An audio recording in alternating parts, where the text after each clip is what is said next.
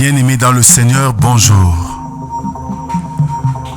Réveillons-nous et commençons une journée avec la méditation. Méditons ensemble est un programme journalier qui nous donne l'occasion de sonder les Écritures, de méditer la parole de Dieu et donner un sens spécial pour notre journée.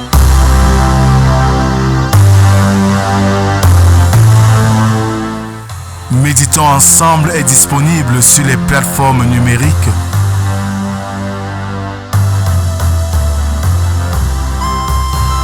Pour vos sujets de prière, contactez la production au 237 6 91 28 29 85 via WhatsApp. Alors, bien-aimés dans le Seigneur, nous sommes aujourd'hui le mardi 13 août 2024. John Locke déclare ceci dans son ouvrage « Essai sur l'entendement humain ». J'ai toujours pensé que les meilleurs interprètes de la pensée des hommes, ce sont leurs actions. Ouvrons nos cantiques sur les ailes de la foi, numéro 80, deuxième strophe du chant « Qui me relève ».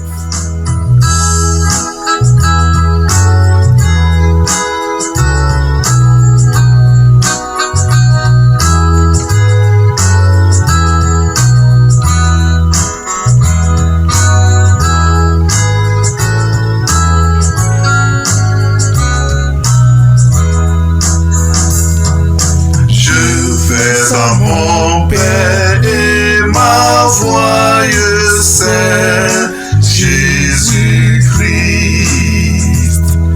Je suis bien heureux et ma joie c'est Jésus-Christ. Et si même dans la souffrance mon cœur ne parle d'espérance, c'est que j'ai mis ma confiance en Jésus-Christ.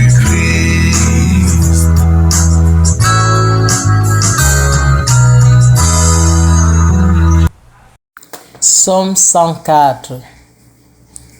Mon âme bénit l'Éternel.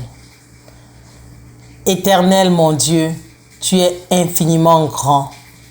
Tu es revêtu d'éclat et de magnificence. Il s'enveloppe de lumière comme d'un manteau. Il étend des cieux comme un pavillon. Il forme avec les eaux le faîte de sa demeure. Il prend des nuées pour son char. Il s'avance sur les ailes du vent. Il fait des vents ses messagers, des flammes de feu ses serviteurs. Il a établi la terre sur ses fondements. Il ne sera jamais ébranlé. Tu l'avais couverte de l'abîme comme d'un vêtement. Les eaux s'arrêtaient sur les montagnes. Elles ont fui devant ta menace. Elles se sont précipitées à la voix de ton tonnerre. Amen. Merci Seigneur pour cette opportunité nouvelle que tu nous donnes en ce jour de grâce. Opportunité, Seigneur, de nous rapprocher de toi par l'écoute de ta parole. Donne-nous une oreille attentive. Parle à nos cœurs. Transforme-nous, Seigneur, par ta parole, comme l'argile dans les mains du potier. Amen. Marc 7, les versets 24 à 30. Jésus, étant parti de là, s'en alla dans le territoire de Tyr et de Sidon. Il entra dans une maison, désirant que personne ne le sût. Mais il ne put rester caché, car une femme dont la fille était possédée d'un esprit impur entendit parler de lui et vint se jeter à ses pieds. Cette femme était grecque, syro-phénicienne d'origine. Elle le pria de chasser le démon hors de sa fille. Jésus lui dit: « Laisse d'abord les enfants se rassasier, car il n'est pas bien de prendre le pain des enfants et de le jeter aux petits chiens. » Oui, Seigneur, lui répondit-elle. Mais les petits chiens sous la table mangent les miettes des enfants. Alors il lui dit, à cause de cette parole, va, le démon est sorti de ta fille. Et quand elle rentra dans sa maison, elle trouva l'enfant couché sur le lit, le démon était sorti. Amen. Bien-aimés dans le Seigneur, quand l'évangile est méprisé, il continue son action là où on le recevra mieux.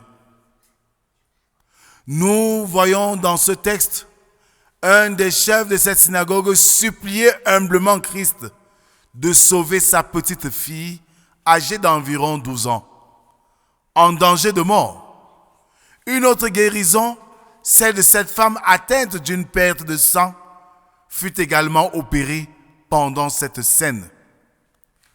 Nous devrions pratiquer le bien non seulement lorsque nous sommes dans notre demeure, mais aussi lorsque nous sommes en voyage.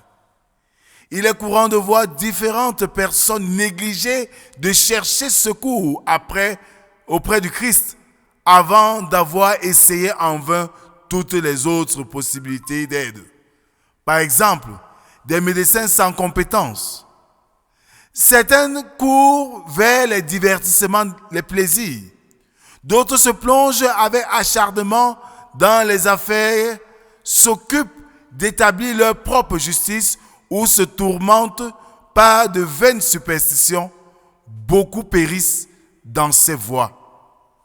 En fait, nul ne trouvera jamais le repos de l'âme par de tels moyens. Par contre, ceux que Jésus guérit de la maladie du péché constatent en eux-mêmes un changement positif radical. Les actes secrets du péché, comme ceux de la foi, sont tous connus du Seigneur Jésus. La femme atteinte de cette perte de sang avoue au Seigneur toute la vérité. Christ désire que son peuple soit consolé et il a le pouvoir de réconforter les esprits troublés.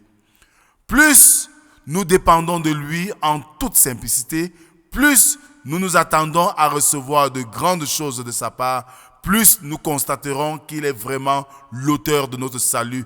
Ceux qui par la foi sont guéris de leur maladie spirituelle peuvent en toute quiétude cheminer en paix avec le Seigneur. Amen.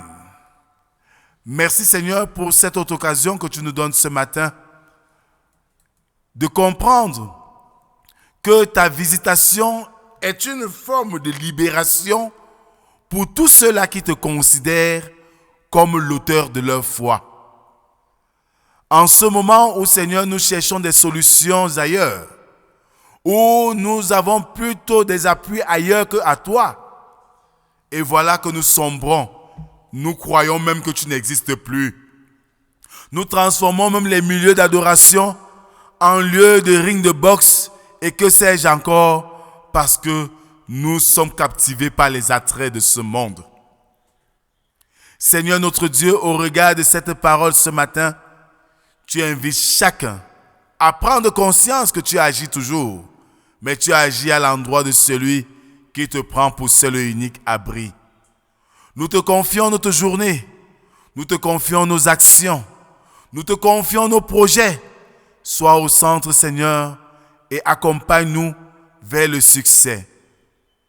C'est au nom de Jésus-Christ, ton Fils, que nous t'avons ainsi prié, lui qui nous a appris à te dire: Notre Père qui est aux cieux, que ton nom soit sanctifié, que ton règne vienne, que ta volonté soit faite sur la terre comme au ciel. Donne-nous aujourd'hui notre pain de ce jour.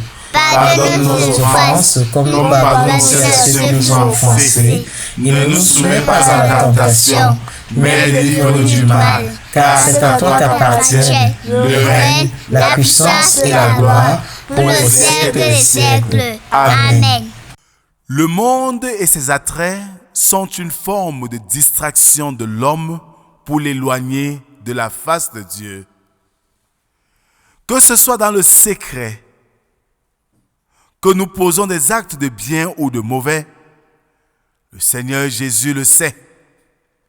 Il est bien pour toi et pour moi de marcher dans la lumière de Dieu.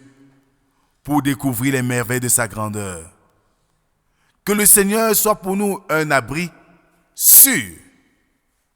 Fort de cela, que la grâce, la paix et l'amour de Dieu soient et demeurent sur chacun d'entre nous, au nom du Père, du Fils et du Saint-Esprit, un seul Dieu éternellement béni. Amen. Bonne journée à tous. À demain, si Dieu le veut. Et merci pour ces auditeurs et ces volontaires, je voulais dire ces volontaires qui participent d'une manière proche ou lointaine à la réussite de ce programme. Shalom.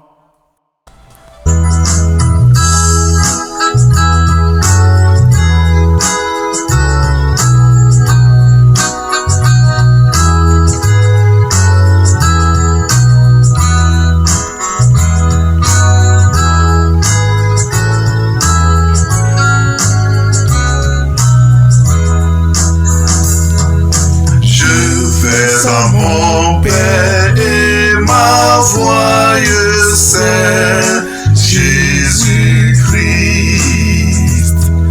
Je suis bien heureux et ma joie c'est Jésus-Christ. Et si même dans la souffrance mon cœur ne parle d'espérance, c'est que j'ai mis ma confiance en